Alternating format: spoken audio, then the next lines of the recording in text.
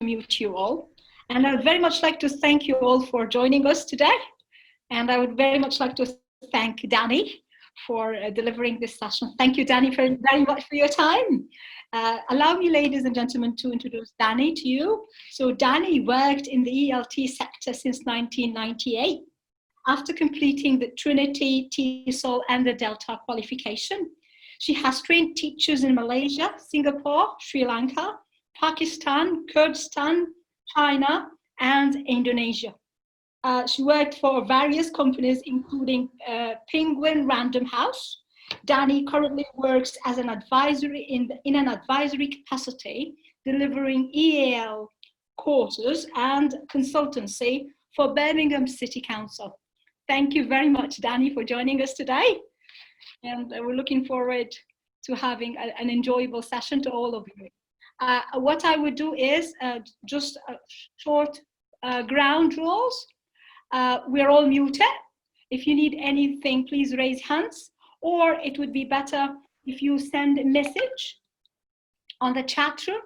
I'm going to be muted myself and my image without any video, so I will give a chance to Dani to focus, and would answer we'll try to answer things on the chat room. There's going to be around half an hour of question answers, so all questions that have been posted on the chat room, I will ask Dani upon finishing her delivery of presentation. Thank you very much, everyone. Hello, Dr. Amira.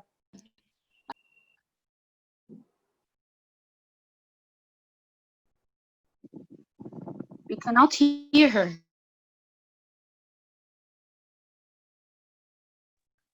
Okay, so welcome to all of you. Thank you very much for joining us today. Today we're going to be looking at tips, ideas and activities that you can use on online platforms for your teaching to help keep students motivated and engaged as much as possible. Okay, so I hope you find some of these activities quite useful. They can all be adapted for different ages and levels, and I will talk through some of that while we're going along. Okay, so again, welcome to everybody joining, and we shall get started. Oh, there we go, just resume slideshow. Okay, brilliant. Okay. So we're going to get started with one of the first activities that I use quite a lot in the classroom, and I enjoy doing in the classroom, and I find students really enjoy it as well.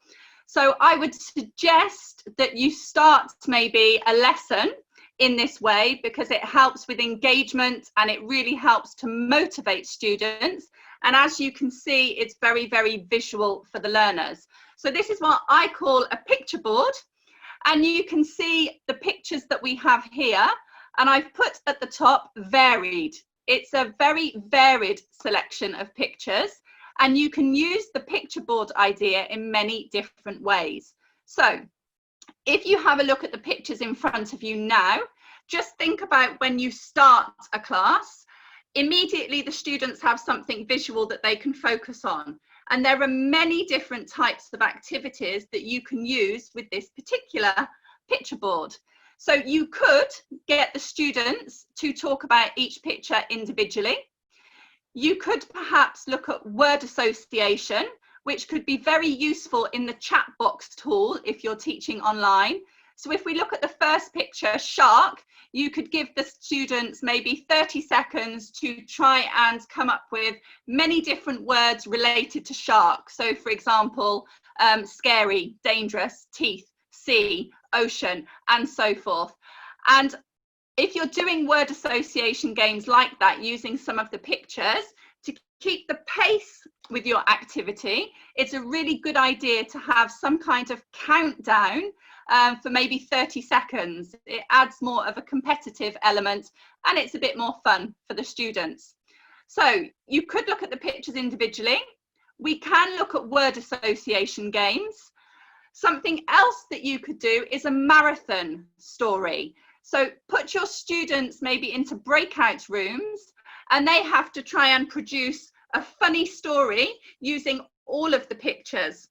And this works quite well when you have varied pictures because it makes the story more interesting. So if they're in the breakout room, they could be discussing how are they going to link the shark and a ticket, and then how are they going to link that to milkshake, and so forth. And then they come up with either an oral story that they can produce to the rest of the group, or perhaps you could use it as a setup perhaps for writing as well. Again, visuals can provide a really good stimulus for writing, because writing can be quite difficult for students sometimes. Other ideas, it's a really good tool to use for grammar. So we know sometimes grammar can be quite difficult, it can be a lot of gap fill, but by having pictures, we can really think about maybe looking at different tenses. So one example could be the present perfect tense. So you could use it for life experiences with some of the students and ask each other questions. So for example, have you ever seen a shark? Have you ever drunk a milkshake? Have you ever read a book? So that would be focusing on one tense, the present perfect. Then you could make it very simple and just look at the present simple. So as the teacher, you could ask, what can you see in the pictures? They could say, I can see a shark and a book. So again, using the present simple. You could also maybe introduce some adverbs of frequency. So quite simple words maybe for elementary level, always, never, sometimes, and get them to maybe associate some of these adverbs of frequency with making sentences with the picture boards. The other reason a picture board can be a good filler or activity, not just at the beginning of your lesson, perhaps maybe at the end of your lesson. Maybe you finish a little bit early and you're not sure what to do or how to fill your time. A picture board can save your life, whether it's in a real classroom situation or an online platform, because immediately through these visuals, there are so many different activities that you can do with the students. So again, just to reiterate, we could focus on grammar and tenses. We could look at maybe producing an oral story in the chat box. We could use the visuals for writing purposes. We could just use it maybe as a revision guide for the first 5 minutes to look at words that are associated to each picture. So this means maybe that you would make your picture board based on your previous lesson or your previous 2 lessons, or 3 or 4, because students need to recycle their vocabulary quite a lot. So that's one use for the picture board. I'm just going to show you a different picture board. This one is more focused. So with the first one, it was a complete random selection of pictures, because sometimes that can make it more fun. But actually, with lower level students, we want to focus the language a little bit more. So you can see that this picture board that we have here is related to food. So we've got quite basic items here. We've got bread, cake, apple, fast food, cheese, and egg. So you could start to maybe categorize language and think about healthy food and unhealthy food, or think about fruits and vegetables and so forth, or get the students to think about what they always like to eat and maybe what they don't like to eat so much. So it could be focusing on what you like and what you don't like as well. So many different ways. What I would suggest, and this is what I have in my teacher toolkit, I probably have about 30 picture boards that I use on a regular basis that are quite varied. And then I probably have the same again that are very topic based. So maybe some on sports, on colours, on things related to technology, on many different items. And then you can select them and do different activities according to the needs of your group and also the level of your group as well. So picture boards at the beginning of an online lesson, you could just have them displayed, share your screen with the students, and then you decide how you would like to use it within the classroom situation. So again, it could be to guess the words. So maybe if you were going to look at a lesson on food, like one of the examples we had, you could have different food items and use that as an elicitation tool to get your students speaking from the beginning of the lesson. And as I always say, when they're guessing words, this is a very inclusive activity for all of your students, because when we're asking them to guess, we're not really looking for a right answer or a wrong answer. It's about eliciting as much language as we can from the learners. Perhaps your students could make a sentence.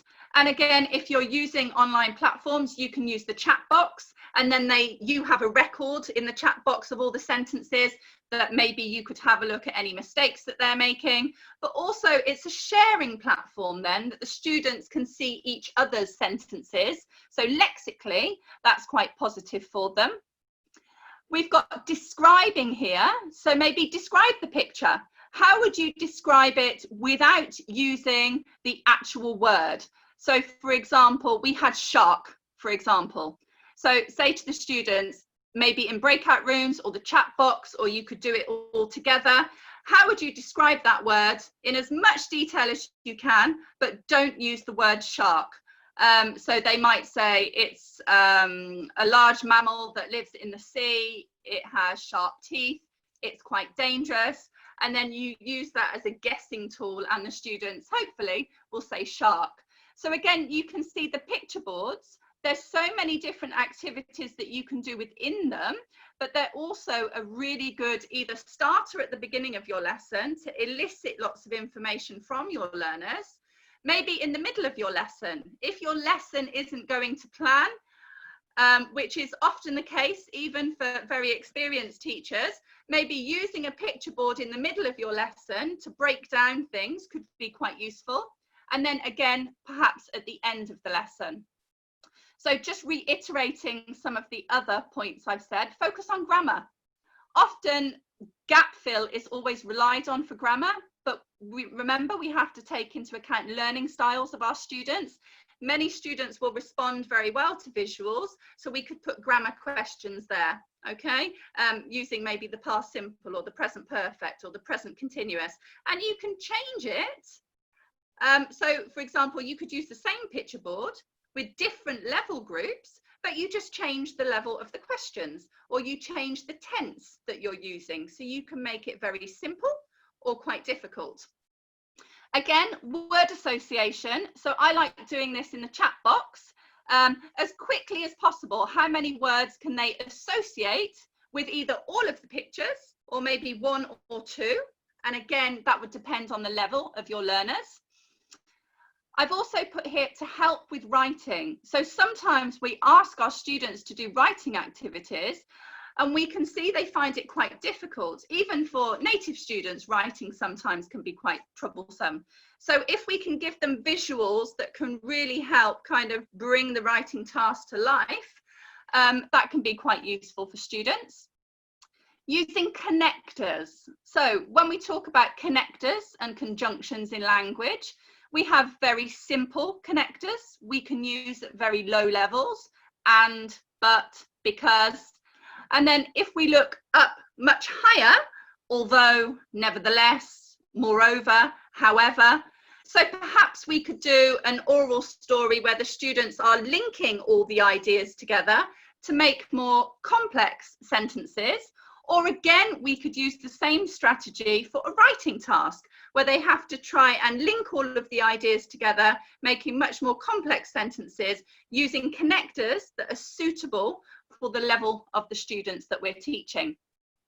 And then the last one that you could do, and again, you could do this in a breakout room or you could do it in the chat box, is keep the story going. So students have to keep talking about each picture that makes a story. So the first person will say a sentence, and the next person will say a sentence related to the first one that continues the story, and see how long that they can continue the story going. Sometimes you can repeat some of the pictures just because they have to think a bit more about what they're going to say, and it can be quite a fun activity. So that would be my first idea that I use a lot in the classroom, picture boards. They can really save your life sometimes if you have 10 minutes at the end of the lesson. They're a great way to engage students at the beginning, and they're a fantastic item that you can have in your teacher toolkit, whether that's an online teacher toolkit or whether that's maybe in a folder when you're back to face-to-face teaching. Okay, so let's have a look at the next activity. So we've all been using different platforms recently to teach online, and I think if we have much younger learners, it can be much more difficult to keep them focused, and we have to think about really creating a stimulating environment that's engaging and interesting and fun for them. So I try and change my background quite a lot. So I might sit in different places. I might have different things behind me, or actually with technology nowadays, you can get some fantastic backgrounds. So you could change your background every 10 minutes or change it every lesson.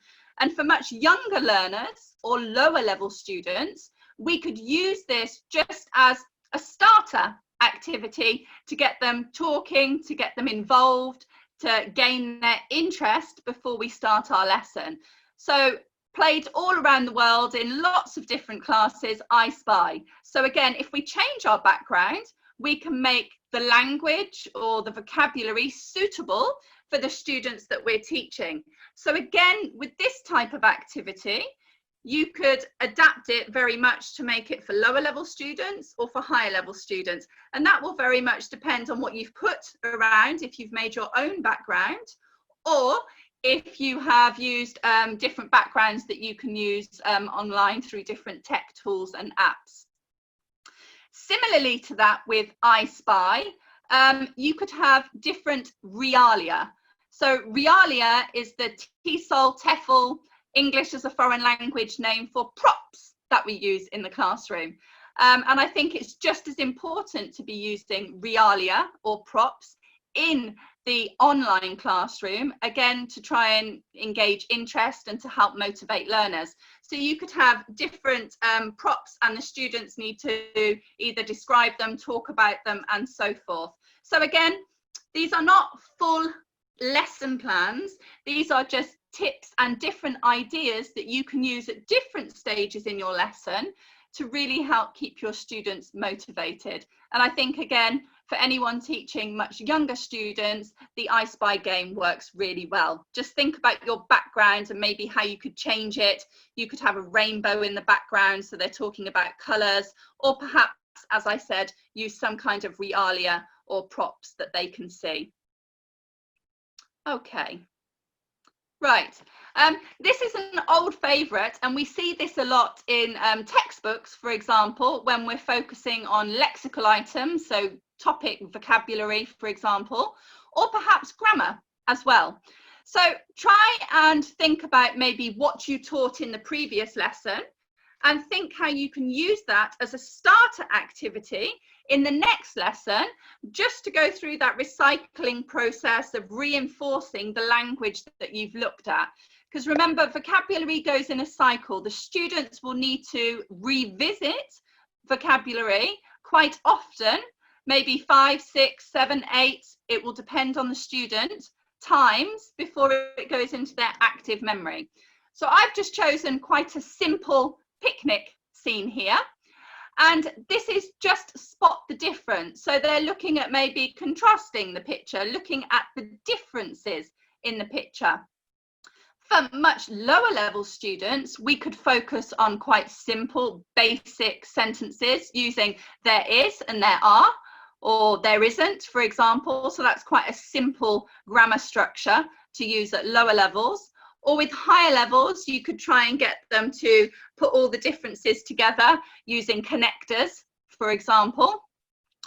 I've put an egg timer on the left-hand side of the slide because sometimes we need some pace to the activities that we're doing, especially when we're teaching younger learners who can lose concentration quite quickly, and they often don't like sitting still.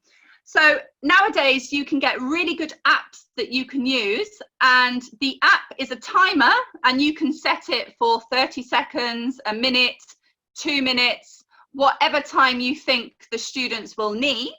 and they can hear maybe the music playing, so they know how long they've got to do the activity, and it kind of counts down. So that can be quite useful to keep the pace going. It won't work for every student. I think we have to try different methods that cater for different students that we have in the classroom. And even with this spot the difference activity, there are so many other things that we can actually focus on. So here we're looking at differences. So for example, the flowers in the first picture are white, whereas in the second picture they're yellow. How many other differences have you noticed? I'm just having a look through. So for example, there are 2 green apples on picture 2, but there's only 1 lemon. So also lexically, it's really good because they're describing different items on the pictures. So again, perhaps if you could make your own spot the differences, as I said at the beginning, this could be quite an effective tool just to reinforce, to revisit, to recycle vocabulary, or perhaps a grammar structure, as I said, there is or there are, in quite a fun and engaging way. And again, if we're focusing online, then I would think about perhaps using the chat box to get them to come up with all the differences. The benefit of that is they can read each other's sentences. So they're looking at different words and different ideas. Some people spot some differences and some don't. Or put them into small groups in breakout rooms and get them to do the activity.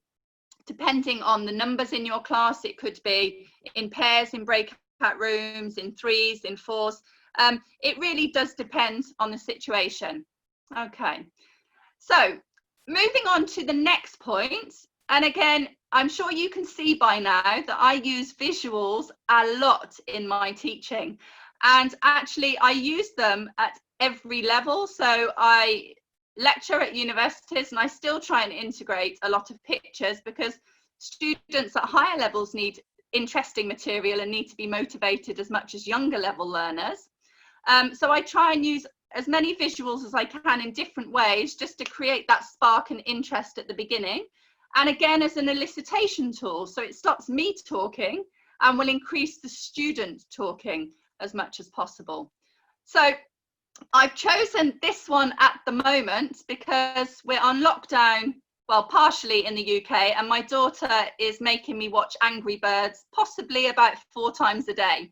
So I really am a pro at Angry Birds at the moment.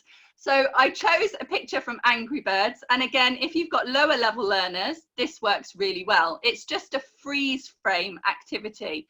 So you type something into a search engine, you find the picture you want, and you use it as a freeze frame. Now, with lower level learners, there's many different items that you could use. We could use it for colours. So talk about all the different colours that you can see in the picture. We could talk maybe about emotions and feelings and maybe use emojis with that as well, for example, because we can see they're happy, they're laughing, they're smiling. So there's quite a lot of adjectives that we could use there too. Perhaps we could use comparatives and superlatives to describe the differences with some of these characters and so forth. So again, freeze frames can work really effectively. I've put in the slide at the top in brackets, personalisation. So I've chosen the picture Angry Birds because my daughter loves Angry Birds. Think about what your students really, really enjoy, whether that's a film or a character or something from the television, and use that, because often if we can personalise little activities that we use in the classroom, it can be a really effective tool to get our students engaged in what we're doing, to maybe create more interest. And yeah, it can work quite well. So again, think about the students you have in your classroom and think about what topics or what areas they would really enjoy. And even at higher levels, you can use freeze frames, maybe focus on a particular film or a famous scene from a film that your students really enjoy. And just have it on freeze frame, and you could use it to describe the scene in quite a lot of details. Maybe they could reenact the scene. Maybe you could put them into breakout rooms and they could come up with the dialogue for the picture. So they're looking at the freeze frame, looking at the different characters, thinking about what's going on. You put them into groups in the breakout room, and then they come up with the dialogue. And then you use that as a sharing activity in the classroom. It produces a lot of student to student interaction because there's a lot of student talk time. And then obviously, if we put the students into breakout rooms, as teachers, we can go and monitor and listen and guide and control the activities. So freeze frames, again, very visual based, work very, very well. We can use them at any level. We just need to think maybe about personalisation, especially in the time of coronavirus, when it's difficult to spend a long time teaching online sometimes. So maybe we need to think about motivating our students a bit more. Okay, let's have a look. Right. Now, brain breaks, I think, are really important. If you've got a 1 hour lesson online, it's quite a lot of time to focus because it's different. In the classroom situation, we can get our students to get up, we can get them to move around, we can do quite a lot of TPR, total physical response activities. Perhaps we're a bit more limited online, so try and use brain breaks. And again, brain breaks can be used with higher level and lower level students. And possibly with lower level students, much more important. So maybe something as simple as giving them instructions to get up and have a stretch, for example. I think even the teachers may need to do that, maybe need to have a brain break during some online sessions. Or we can move away from movement activities and maybe think about just quick activities that you can do that changes the focus away from the lesson and is just doing something that's a bit fun for maybe a minute or 30 seconds or 2 minutes before you bring the lesson back in. So some examples that I have here are count to 10 backwards. So obviously that would be for lower level students, but there's quite a lot of thinking involved there because we're going backwards, we're not going forwards. Perhaps say the alphabet as quickly as you can. Okay, so we're adding a bit of timing there. Say it really, really quickly because it makes it a bit more engaging than just saying to them, okay, you've got 1 minute, say the alphabet. Okay, so think about how we could change things to make it more interesting. How many things can you name that are blue, for example? So we could say the sea, the ocean, water, and see what different things they come up with. Get up and hop for 30 seconds. So again, with much younger learners, we do need to be aware of the movement sometimes, because when I think of my children, if I asked them to sit down for an hour or for an hour and a half just to have a lesson, they would find it difficult to sit still. So the brain breaks just act as that 1 or 2 minutes to take the focus away, to get them re-energized and to get them back on track with the rest of the lesson. Then you can have some more difficult questions with the brain breaks. Name 6 verbs beginning with D, for example. So obviously that's a lot more difficult than get up and have a stretch. How many words can you think of for happy? So again, we're looking at synonyms perhaps. Happy, elated, over the moon, lots of different words that you can come up with. So again, synonyms, using synonyms as a brain break. And then maybe name 10 countries beginning with A. So the brain breaks, you need to think about your students, you need to think about the age and the language level, and also perhaps the learning styles of your students as well, and make sure that when you have brain breaks, you're catering for every learning style within your group. Okay, so I think brain breaks are really, really useful just to re-energize and engage. And again, as I said, not just for the students, but for the teachers also sometimes. Okay. So again, everything I'm showing you is like the webinar suggests. It's tips, ideas, activities, and fillers. So these are no means full integrated lesson plans. They're just different activities that you can use to supplement some of your lessons and your ideas. This one is a particular favourite of mine, and again I always try and think about how grammar can be made a lot more interesting for the students, and how maybe we can associate grammar with something fun that the students will remember. And again, often if there's something fun that they can remember, the association means that perhaps they will be able to use the tense more effectively because they have that clear association. So you can see here we have popcorn. So we are going to the movies. Now, you may know some of these films, you may not know some of them. Again, I would choose films that perhaps your students will know and are interested in, and that will definitely help to keep them engaged and motivated. So you can see here, I have 5 different quotes from very different films, and each of them are looking at particular tenses. So I'm trying to utilize movies that are quite famous to really focus on tense elements. So you can see the first one, I'll be back, the Terminator. I'm sure you all know that one. Perhaps we could look at future tenses, okay? Show me the money, that's a bit of an older film from Jerry Maguire. And again, that's just a present simple sentence. Life is like a box of chocolates, Forrest Gump. So again, that one's quite famous. Again, present simple. There's a snake in my boot, Toy Story. So again, present simple. And then I found a really lovely one here, which is the present perfect. So it says, oh, look at that, I've been impaled. So that's Olaf, the frozen snowman from Frozen. So again, there are films that maybe could be more suitable for different levels of students. You don't need to just show the sentences. What you could do is to play the clip and get them to watch it, listen to it, and then press stop. And use it as a way to reinforce a tense, or it could just be an extra activity. So rather than just looking at gap fill activities for grammar, we can play the clip, they're watching the visual, which means they have some association, they hear it, so it's very good for visual learners and oral learners, and then you can focus on the particular tense. So think how many films there are. There are hundreds and thousands of films. So perhaps it may take a little bit of effort in lesson planning at the beginning. You're thinking of suitability, trying to find the best clips that you know your students will enjoy, and perhaps also trying to find examples of the tense that you're focusing on. So it would be much easier if you were doing a tense review and using the movies, because then you could focus on many different tenses. Trying to find only examples of the present perfect, for example, means you might have to flick through and watch quite a few films.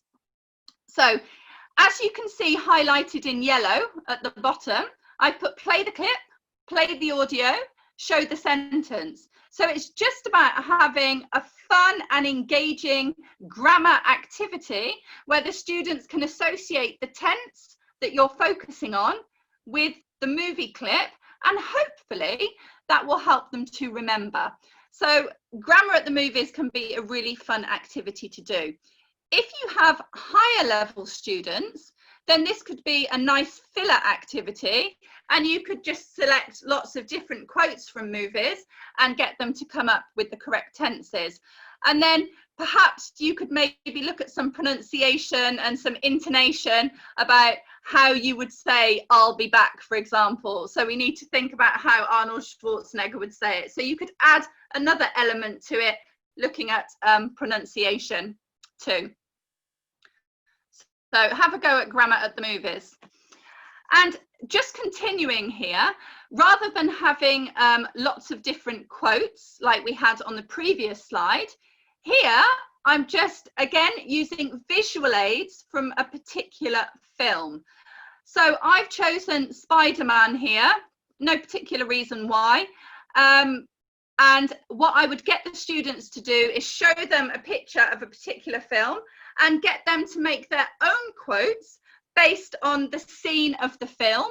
Okay, so maybe you don't just have to use a picture like this.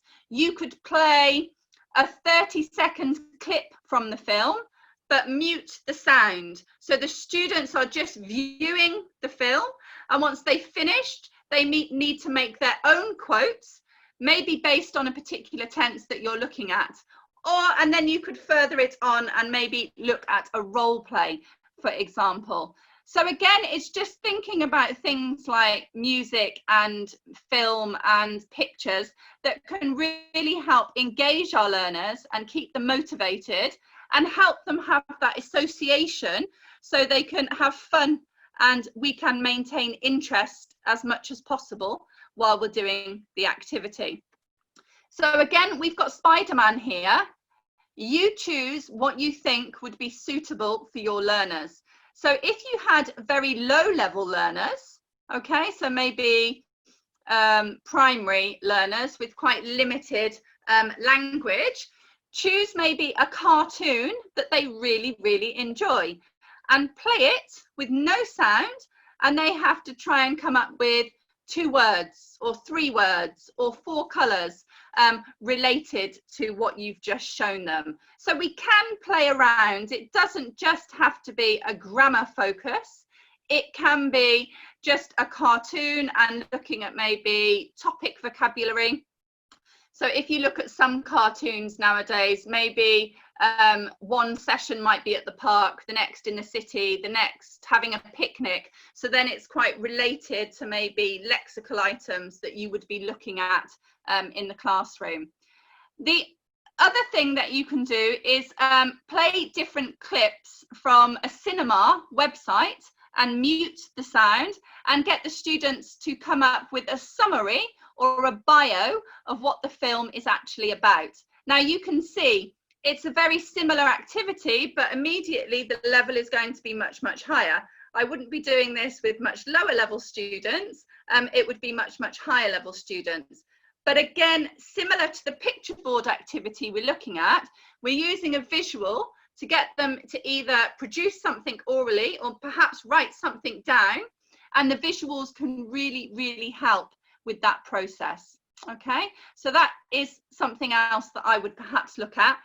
Keep in mind the word personalisation that we've already looked at, thinking about what your students would enjoy the most, because what movie or cartoon you use in one class will work fantastically well, but perhaps it won't work in another class. Okay, so maybe it's a good idea sometimes to just ask students what they like, what they don't like, their favourite film, their favourite TV programme, and think about how we can integrate these into activities to make it more interesting and more fun for our learners. Okay, so what's next? Okay, so this is just, again, either you could do it as an icebreaker at the beginning or perhaps a filler at the end of the lesson. And it's about categorizing different language through pictures and then using that language to get students to produce further language. So the categories you can see in front of you here. I've got place, food, sport, and then I've added miscellaneous. So the students can add something. So it might make them be a bit more creative if they can add something that they want at the end. You don't need to use place, food and sport. You could use colour, food and famous person. You can change the categories according to the level of your students. So you can see, again, I've used pictures because I like to use visuals again for many different things in the classroom. So the first picture, you should be able to see the scene of London. Okay, so we've got very key iconic places here. We've got the Shard building, the London Eye, the iconic London double-decker bus, the British post box and telephone box and Big Ben, and I think Tower Bridge is there in the background too. So it will be interesting what students actually take from that picture. For some students, they might focus on Big Ben. For other students, they might just see the picture and think London. And this is good because you will get different ideas then from different students. So the second picture, we've got pizza. Okay, just a random picture, pizza. And then cricket. So I always try and give pictures that don't necessarily have a connection, because it will help the students think much more about how they can then create sentences using 3 of these pictures. So perhaps this may indicate to you as teachers that this activity would be done at a higher level. So maybe if you have much lower levels, do the same activity, but maybe have pictures that are much easier. So maybe England, fish and chips, football, for example, or something easier than that. Think about maybe what you've been teaching. So why this type of activity? So I would put the pictures onto a shared screen option on your online platform that you're using. And first of all, I would use the pictures as an elicitation tool. So by asking the students, well, what are the pictures? What can you see? What can you tell me? And you can do that in many different ways. You could ask them to use the chat box, you could put them into breakout rooms, or you could do it all together, getting them to raise their hand and muting and unmuting as you go through the activity. Elicitation is a positive way to start because it helps get them energized, it gets them thinking about the language, it's quite an inclusive activity with everybody. And then think about how we could focus this more into an activity. So rather than just an elicitation tool, what can we do next with our learners to maximize the activity as much as possible? So you can see I've put task, use the visuals to make sentences. So again, maybe use the breakout room, put students into pairs or threes or fours, depending on the numbers you have in your class, and ask them to make sentences. And this is where it's more fun if the pictures are quite different, because you could say, I was in London watching cricket when a pizza dropped in front of me, or something like that. So they don't have to be serious sentences, they can be quite funny and quite humorous, and they can use the pictures in many different ways. So you could use the chat box or the breakout room. In the breakout room, what I would probably do is give them a series of pictures. So we've had a look at this example together. You've elicited information, and then share a screen where maybe they've got another 4 examples, and they have to work on those in groups as quickly as they can and come up with the sentences. And then you can share the sentences together with the rest of the group, and they can compare their ideas. So you could use it for a writing focus, or you could use it just for oral production, just getting the students thinking about how are they going to connect those 3 separate things together. Perhaps again with higher level students, you could make it more difficult by giving them some examples of key connectors or conjunctions to use, so they're really thinking about how they're making their sentences quite cohesive and joining different elements together. So that's quite a nice activity again to use. But remember, with any of these activities, you edit, you adapt and change just by thinking of the needs, the level, and actually the interests of your group. Similarly, what could be in the forefront of your mind is thinking about what you did in the previous lesson or the previous week, and use this as a recycling tool, a consolidation tool, to see how much the students have remembered about key vocabulary items that you've looked at, or maybe topic vocabulary that you've looked at as well. So you can just use any of these activities to just have a game or a filler or a starter in your class, but you can also use them to really focus on recycling and repeating and reinforcing ideas that you've looked at previously. Okay, so that's another idea there. Right. This is quite nice, an activity to do as a starter activity, and it's called the telephone number. So just very quickly, while I'm talking you through the activity, I want you to think of your telephone number, maybe your landline or your mobile number, and really quickly as you can, say out your telephone numbers. Keep muted though, because otherwise everything will crash. And just to show you how difficult it is actually to do this with students in the classroom. So you have to say your telephone number, and each different word is representative of the number. So just have a go very quickly and see how you get on.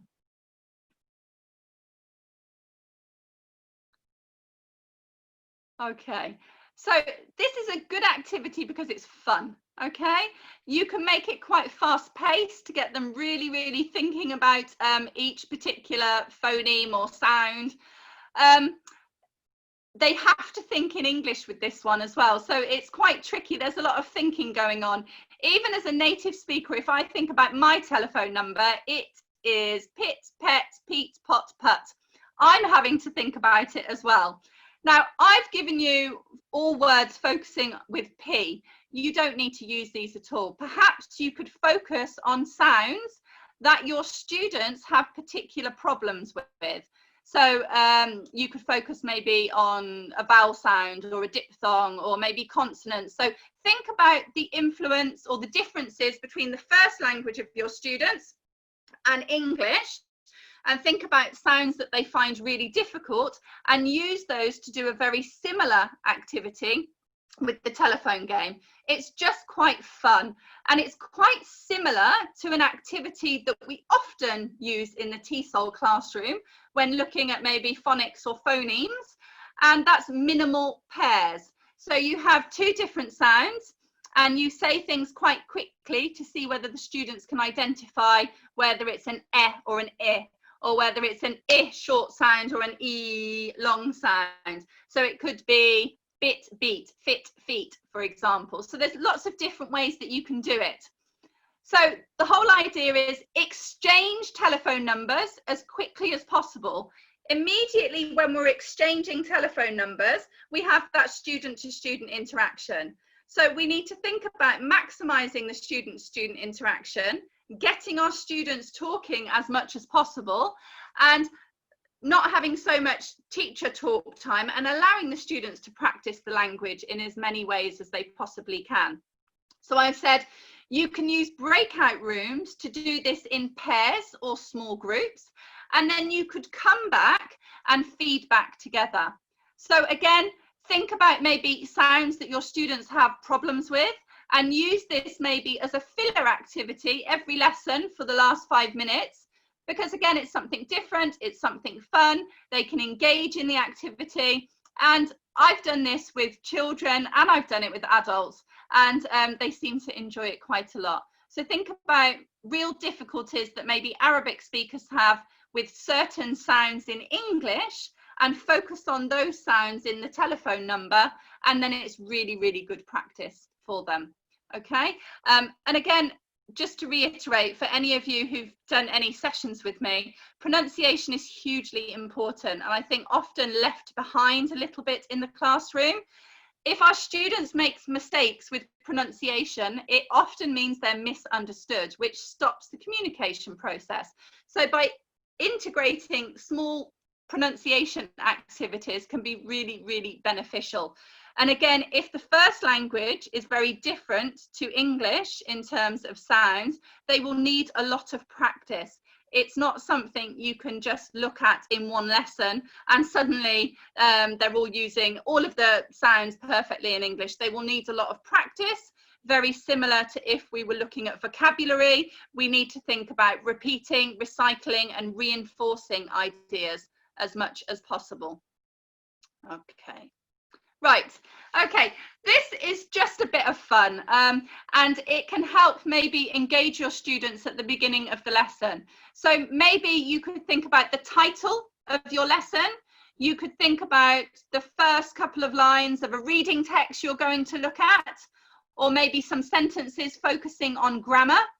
And you go to Festicite, which is a free site, and you type in your text normally, and it changes it into a spiral shape. So it's just a different way to present information. Rather than just having the title in normal font, it means when your students come online, they have to really look at it in quite a detailed way. Maybe they have to turn things round, and it can be a fun way to keep learners interested and motivated. So that can work quite nicely too, especially if you have reluctant readers and you just put a page of a text on your screen sharing and immediately they think, oh, whereas if you can change it, on this site it's free with a spiral, I'm not sure it's free for all the different shapes, but nowadays there are so many different sites that you could use. So it doesn't have to be in a circular spiral fashion. Perhaps you could present it in a heart shape or different ways and different fonts and different colours, just to maybe make the beginning stage of your lesson more interesting and engaging for your learners. So that could just be a fun starting point. Again, maybe your learning objective, the summary of the lesson, the title of the lesson, and just have it in a different shape because it's something different and something new. So it does help with engagement and motivation of our learners. Okay, what's next? Okay, so this is something, again, I use all of the time for grammar, but the actual idea of the book Where's Wally, if you don't know it, is to find this little man that we have on the left. So you have a Where's Wally book, and it has hundreds of different scenes at the market, at the beach, in the city, at the town, in the supermarket. So lexically, you can focus on many, many different areas. The first thing is a game. The students need to look very carefully on the page to find Where's Wally. So that's always quite interesting and useful for lower level learners because there's a bit of a game before you focus on any language. So maybe a quick 30-second activity and they can describe where he is, where they found him. So again, we're eliciting more language. And the other points that I've put here, use the visuals in Where's Wally to elicit a range of language from learners, okay? So if I was going to make my own picture by cutting and pasting different elements of the supermarket, for example, it's not going to look very good. So the benefit of Where's Wally is everything is there.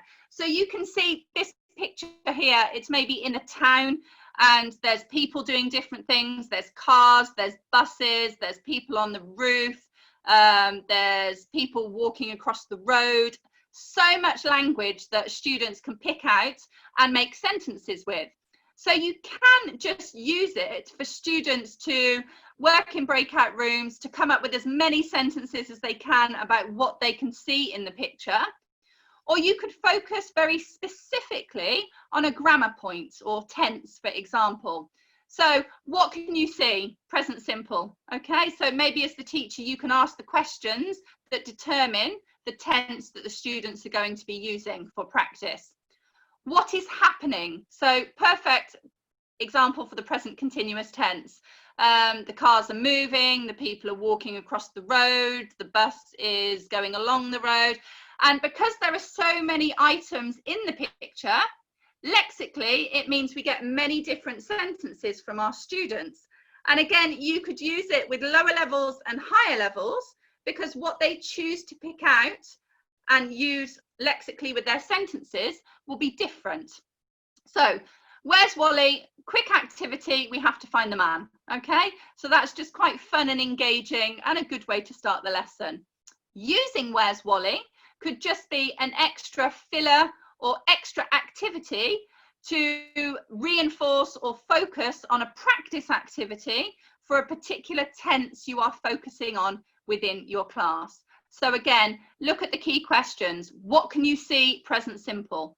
What is happening? Present continuous. What was happening? Past continuous. So you can see we can manipulate what we get from the students just by the questions that we're asking. And again, when students can associate these things with pictures, it can really help reinforce some of the grammar ideas. Okay. Breakout rooms. So we want our students to speak as much as possible. And again, this doesn't have to be the whole class. This could be a short activity, maybe at the end of the class, to maybe act as a summary of what you focused on in the lesson. So you have two students, so working in pairs. One student has the first half of the crossword, which is unfinished, and the other student has different words on the crossword that's also unfinished. And what they need to do is to complete their crosswords. And the only way that they can do that is by asking questions to each other. So you can see on the slide, what's two across? So they're not giving them the word, they're trying to give them maybe clues, maybe they could give descriptions, or perhaps they could just give the word, because then the students need to think, okay, how am I going to spell that word? Does it fit in the spaces? Because as we all know, 26 letters in the alphabet in English, they're represented by 44 phonemes in the phonetic alphabet. Our spelling and sound system is quite different. So perhaps any way that we can look at the spelling of keywords in a fun and engaging way can be interesting for the students. So using interactive crosswords. Nowadays, it's very easy to make our own crosswords. There's so much technology on the internet that we can use where we input in the words and it makes the crosswords for us. Or perhaps in a different way, you could input the clues. So one person has the clues and the other person has the words, and vice versa. So again, just different ways that we can use activities, maybe to start a lesson, to end the lesson, but to keep it fun and engaging for our learners as much as we can. So memory games. I'm a big believer in memory because my memory as I've got older is terrible. And I think sometimes we have brilliant students who just find it quite difficult to remember things. So if we can integrate memory games into some of our teaching practice, it can be really, really useful. But how do we do that online? Very simply.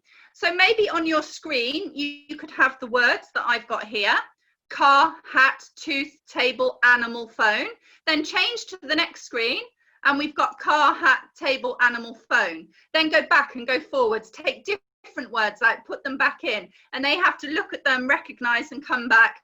And then perhaps you could further that on by using an elicitation tool to get them to give you a sentence with the word that's missing, or a sentence with the words that are on the screen and are not missing.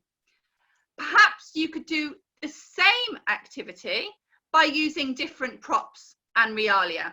So in front of me now, I've got lip balm and I've got my phone and I've got a bottle of water. Okay, so perhaps you could think about realia. You show different realia, you get the students to think about it, then you show some more realia, but you take one away or two away and get them to see what they can remember. Because for some students, these memory games in language classes are actually quite important, but also it's a very simple activity. It doesn't involve much planning, and it acts as an easy and effective way to maybe create a discussion just from using the words that you're presenting to the students. So again, you could have a random selection of words, or you could have words that you've visited before in another lesson, so you're repeating and reinforcing vocabulary, which again is very important. Okay, let's think about how we can use the chat box a bit more. So word association, either show a picture of an ice cream or any word that you want to practice, or just write the word ice cream and have some kind of countdown where the students have 30 seconds in the chat box to write as many words as they can related to ice cream. It's a fast-paced activity. It's supposed to energize them and get them thinking in English. So for example, ice cream, cone, chocolate, strawberry, holiday, as many as they can.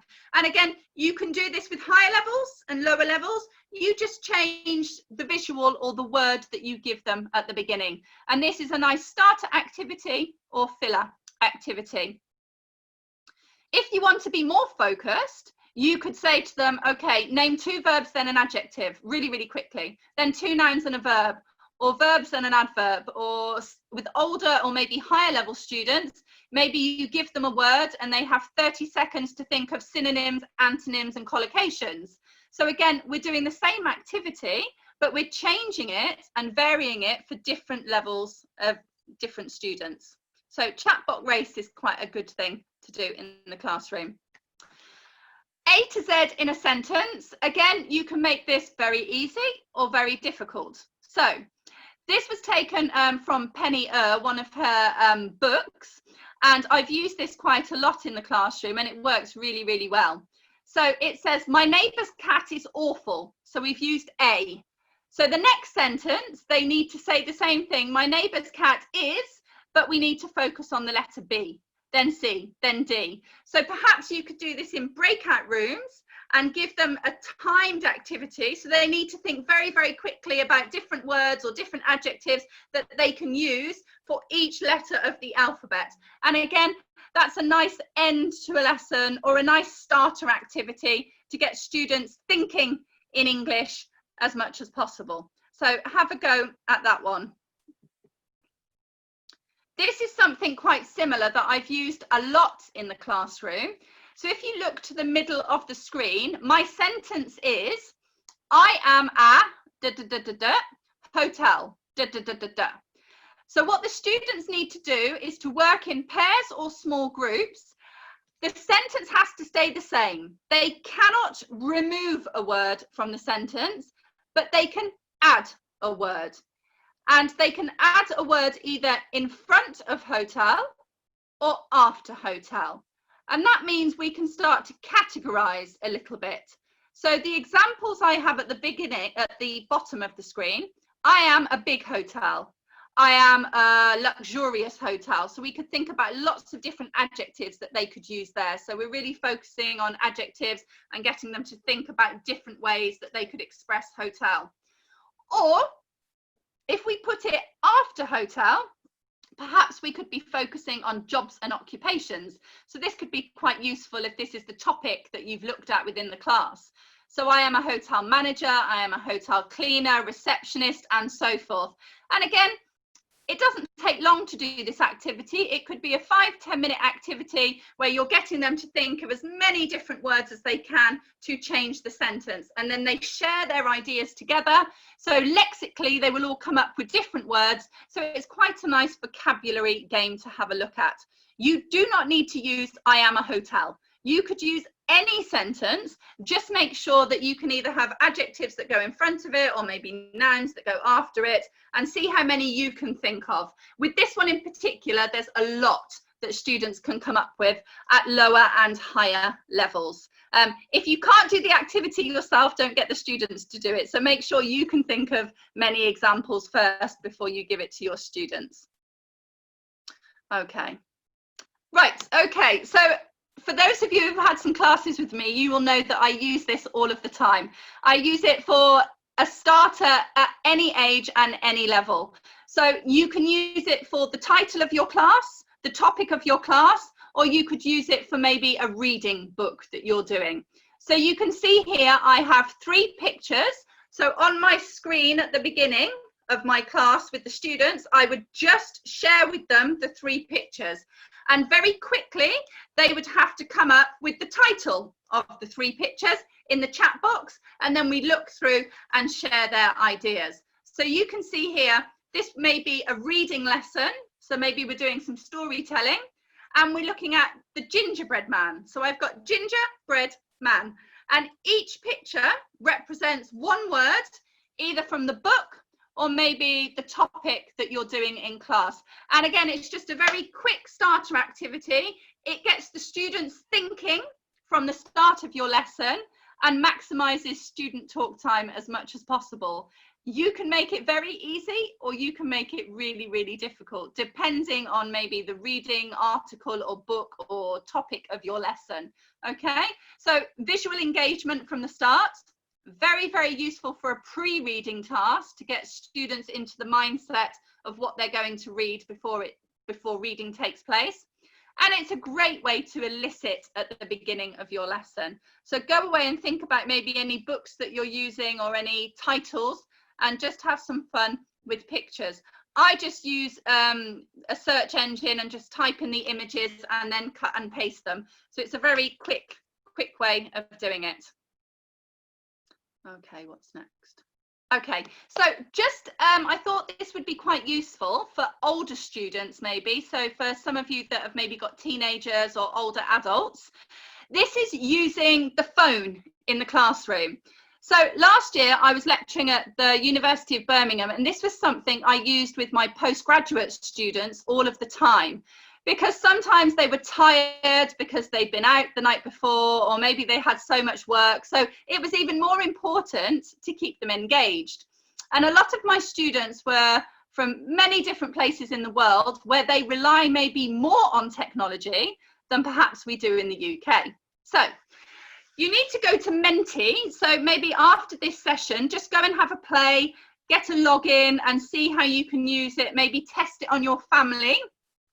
The students will need a phone to do this. So you can do your lesson on Zoom and then get them to have their phones, and you can use it for many different things. So you can use it for maybe a poll or a survey. So you ask students a question and you give them the code. They go to their phone and type in the code that you can see at the top of my screen. So 786555, it's just a number. They type in their answers, and so do all the other students. And the answers are then presented maybe in a word cloud, as you can see in front of you. They can be presented in sentences. It could be a graph based on a question that you've asked. And it's just a really fun way to do something quite engaging with learners. They need their phone. It takes the attention away from the lesson, but it's still quite lesson based. And for students nowadays, I think there's the expectation about using more technology in the classroom. So I found this worked really, really well. So go and have a look at Mentimeter. And again, your students will need a phone, which is why I've said it's maybe more suitable for higher level students than younger level students, but can be a really nice way to share ideas and then maybe screenshot them and use them as an elicitation tool. So this one, I think we were looking at vocabulary. So you can see the word cloud, we've got lexical range, phrasal verbs, synonym, idiom, and then you can present all the information that the students have shared in one picture and use that within the class to continue your lesson. So Menti can be a really useful feature for older level students, teenagers and adults within the class. Okay, so again, I use this quite a lot, trying to bring social media into the class, because nowadays social media is so commonplace and we use it so much that if we can integrate little ideas from social media, it can help. So maybe at the end of your session, tell the students there's going to be a hashtag race. So we all know that hashtag is synonymous with keywords if we were using it on Twitter or social media. We're just changing it for keywords for our lesson. So it could be, you can see here, the end of the session, writing task, hashtag connectors, hashtag grammar, hashtag sentences, depending on what you've been looking at. If it was a topic-based lesson, it might be more hashtags based on lexical items from that lesson. And it can be really, really useful then to have all the hashtags of all the different elements of the lesson, and perhaps use that just to reinforce and look at some of the key ideas that you've focused on within the lesson. So I would use that as a filler at the end of the lesson, just to get the students to have some reflection time about what you've learned, what you've focused on, and what you've looked at within the lesson. Okay, right, I think, yeah. So I just want to show you some free resources now, because I think it's really useful to look at some free resources that you can go and print off and use straight away. So the first one, this would be for much younger learners, so maybe kindergarten or primary, and ladybirdeducation.co.uk. The website is free. I've just cut and pasted some of the activities that you could use there to maybe give your students homework tasks or project tasks where they need to go and create and cut and make and do something. So if you go and have a look at their website, there's lots of free resources that you can use. If you go to the blog on their website, I regularly write for the blog. And again, there's lots of tips, ideas and activities that you can use within your classroom. All of the books are graded readers, so quite useful for EAL students. Okay, just some more free resources that I use. If you go to wordwall.net and again get a login, you can make some fantastic interactive activities for your students that are fun and engaging and motivating. So you can see the picture here. You can either put pictures in or words in of what you've looked at in the lesson, and then the students can go and look at the site and they have to spin Okay, so it actively spins the wheel all the way round, and whatever it lands on, the students might need to say a sentence, make a sentence. So it acts as a revision tool. You can have a balloon that pops with keywords. You can have something that spins. You can have something similar to using playing cards, but with maybe keywords or grammar that you've looked at. And there's lots of quizzes that you can make on there too. So I think we're all under so much pressure these days with online platforms to make our lessons super interesting and engaging, and it can be quite difficult sometimes. So some of these free resources I've used, and they're really, really good. So have a look at worldwall.net. And just some of the others in case you don't know about them. I'm sure you do, but if you don't, go and have a look, spend some time perusing through. At the moment, most of them are all free because of coronavirus. So the first one is One Stop English, and this is a TESOL website full of lessons for every age, every level, and actually every area of English language teaching. There could be English for business, English for children, English for special educational needs. So just go and have a look through. There's lots of good articles, podcasts, lesson plans, so it can really help you supplement your teaching toolkit. Twinkle, again, lots of activities that you can use. It was free during coronavirus. I'm not sure whether it is now, but you can access many different activities, download them and use them in the classroom. And for anyone who's done sessions with me, I normally try and make a Padlet wall at the end of each session. This is when you can put multiple links of key ideas that you've looked at in your lesson, and it's all in one wall. So it acts as a fantastic summary, specifically if your students need to do assignments. You can only have 6 Padlets for free, okay? After that, you need to pay, but it's definitely worth using because it means that you can put lots of different websites in one page, so it's really easy and manageable for students to use. Okay, great for project work. Okay, and that brings me to the end of our ideas and webinar on tips, fillers and activities. So I hope you've picked up some ideas from what we've looked at so far. Thank you very much, Dani. That was informative. I'll send you a screenshot of all the chat that we've got. Okay. People were thanking you all the way. It was quite informative. People want to have webinars about math, about other areas. I'm not sure maths is my subject. Okay. Right, so I think we are running out of time. So we thank you very much for this informative session, and we're looking forward to having you in other future coming webinars as well. Thank you, everybody who attended the sessions. We were at a point 100 participants, and the room was closed. Now we are almost 90. So it was a pleasure. I personally, I am a trainer, but I've enjoyed every minute. So thank you very much, Dani, and thank you for all the people who have attended with us today. Bye, everyone. By the way, the webinar is recorded, and we are going to post it on our YouTube channel and all on our Facebook pages, all Facebook pages, so people could have a chance to look again, to take notes if they want.